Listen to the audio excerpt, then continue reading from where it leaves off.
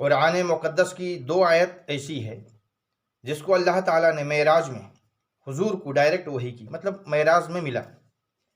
مسلم شریف کی حدیث نمبر ہے 431، اور حضرت عبداللہ ابن مسعود رضی اللہ تعالیٰ عنہ مروی کہ 5 نماز ملی اور سورہ بقرہ کی 2 آیت ملی، تو یہ بہت معتبر آیت ہے۔ ویسے قرآن کی پوری قرآن ہمارے لیے معتبر ہے۔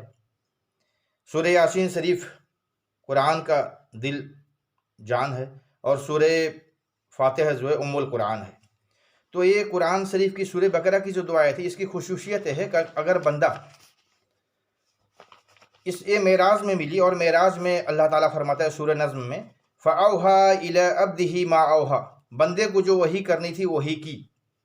اب یہاں بندہ اللہ کا ہوتا ہے، حضور جو تھے اللہ کے بندے تھے، مطلب اللہ نے بندے کو وحی کیا، یہاں جبرائیل علیہ السلام بھی نہیں ہے۔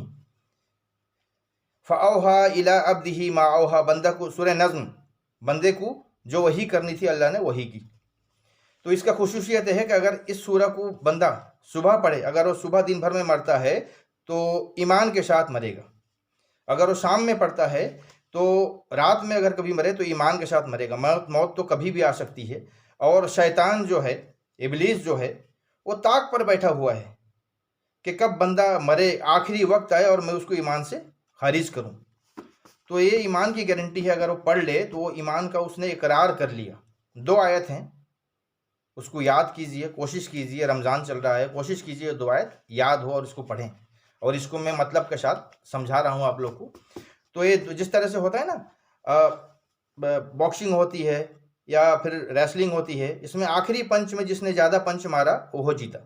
تو شیطان بھی آخری دم کا ویٹ کرتا ہے، جب بندے کا جان نکلنے لگے، روح نکلنے لگے، قبض ہو، تب وہ اس کو پریشانی میں ڈالتا ہے، اس کے ایمان سے اس کو نکالتا ہے۔ تو اللہ ہمیں محفوظ فرمائے شیطان کی شر سے۔ تو میں سورہ بقرہ کی 2 آیت پڑھتا ہوں۔ بسم اللہ الرحمن الرحیم۔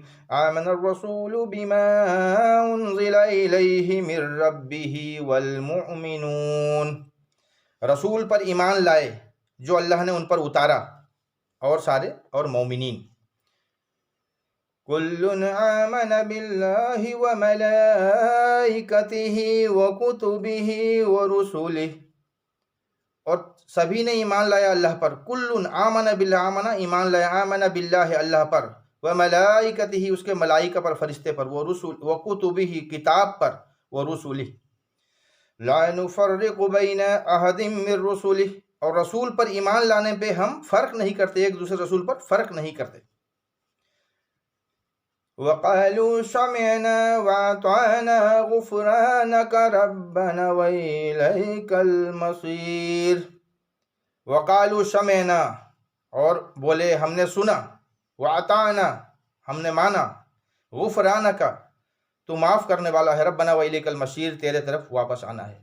لا يكلف الله نفسا إلا وسعها لها ما كسبت وعليها ما اكتسبت، اور اللہ کسی جان پر بے وجہ بوجھ نہیں ڈالتا جو اس کی قدرت، جو اس کے قابل، جو سہنے کے لائق ہے، اور جس نے اچھائی کی اس نے اچھا پایا، برائی کی برائی پایا۔ آپ یہاں سے دعا شروع ہوتی ہے، اور سنیے۔ ربنا لا تؤاخذنا ان نسینا او اخطانا،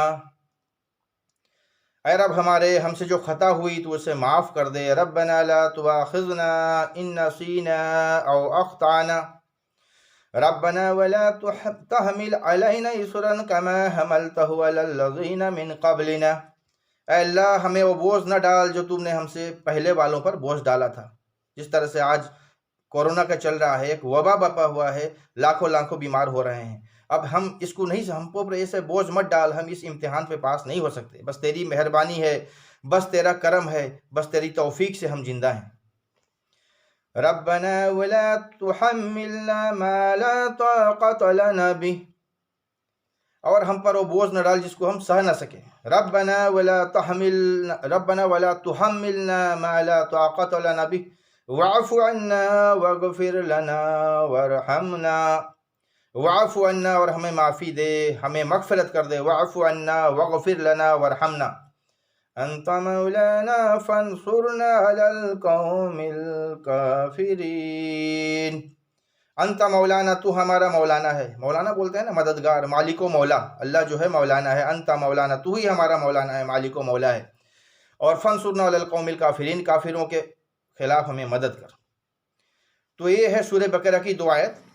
اس پہ ایمان بھی ہمارا ہو رہا ہے اور ہم دعا بھی کر رہے ہیں. تو اس کے بعد اور ایک ہے، حضور صلی اللہ علیہ وسلم نے فرمایا جس نے نماز کے بعد صبح اور شام اللہم اعذنی من النار، اللہم اعذنی 5 مرتبہ پڑھے، 5 یا 7 مرتبہ، تو اللہ اس کو جہنم کی آگ سے محفوظ کر دے گا انشاءاللہ تعالی. اور ایک دوسری روایت پہ حدیث شریف میں ہے جس نے ہر نماز کے بعد آیت الکرسی پڑھی تو اس کو جنت جانے پہ صرف موت روک کر کے رکھا ہے، مطلب وہ مرتے ہی جنت جائے گا.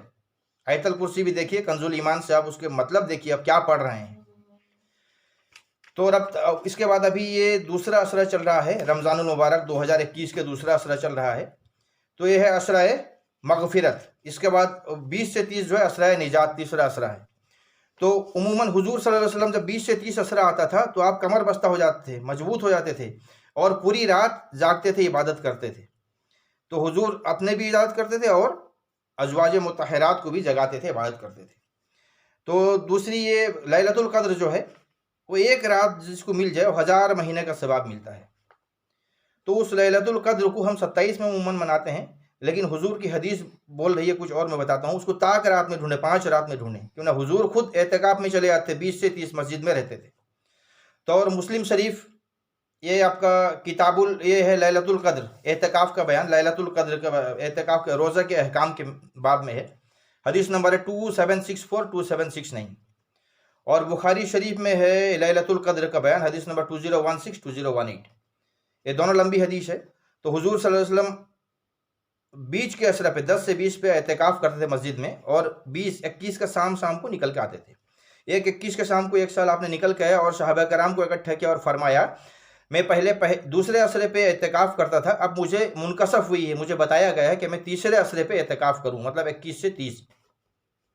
تو جو جہاں بیٹھ جائیں. اور مجھے لیلۃ القدر دکھایا گیا اور پھر بھلا دیا گیا. تو اس آخری 10 دن آخری عشرہ میں اس کو ڈھونڈیں اور طاق رات پہ ڈھونڈیں، 5 رات پہ. اور حضور نے فرمایا میں دیکھ رہا ہوں خواب میں کہ میں کیچڑ میں، بارش میں سجدہ کرتا ہوں. تو اسی رات کو جب صحابہ کرام نے رہے اور صبح اچانک بارش آئی اور ٹپکنے لگا سجدے کے جگہ پہ. حضور جب صبح کے نماز کے بعد 21 کے دن میں حضور کو صحابہ کرام نے دیکھا تو پیشانی پہ کیچڑ لگا ہوا تھا. تو حضور نے فرمایا کہ اس کو طاق رات میں ڈھونڈو، 21 23 25 27 اور 29. اور 29 تو آخری رات ہے، اس کے بعد تو پھر رمضان کا رات آتی ہی نہیں ہے.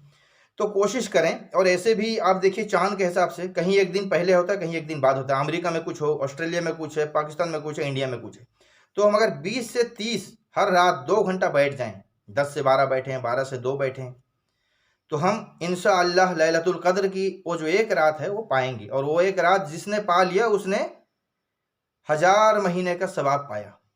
تو کوشش کی جائے. ایسے بھی ہم رات کے 12 بجے سوتے ہیں، تو 10 سے 12 ذکر الہی پہ بیٹھیں. اگر مسجد نہ جا پائیں تو گھر پہ بیٹھیں، ذکر الہی میں مشغول ہو جائیں، ذکر کریں، قرآن پڑھیں، درود و سلام پیش کریں. انشاءاللہ تعالی لیلۃ القدر کا برکت ہم پائیں گے. اور یہ وبا چل رہا ہے، کب کون مرے گا، آج ہیں، اللہ کے فضل سے ہم زندہ ہیں. تو جو وقت ملا غنیمت سمجھ کے عبادت میں مشغول ہوئیے، گناہ سے توبہ کیجیے، گناہ سے واپس آئیے. اور اس ناچیز بندے کے لیے بھی اللہ تعالی ہمیں کہنے سننے سے زیادہ عمل کی توفیق عطا فرمائے.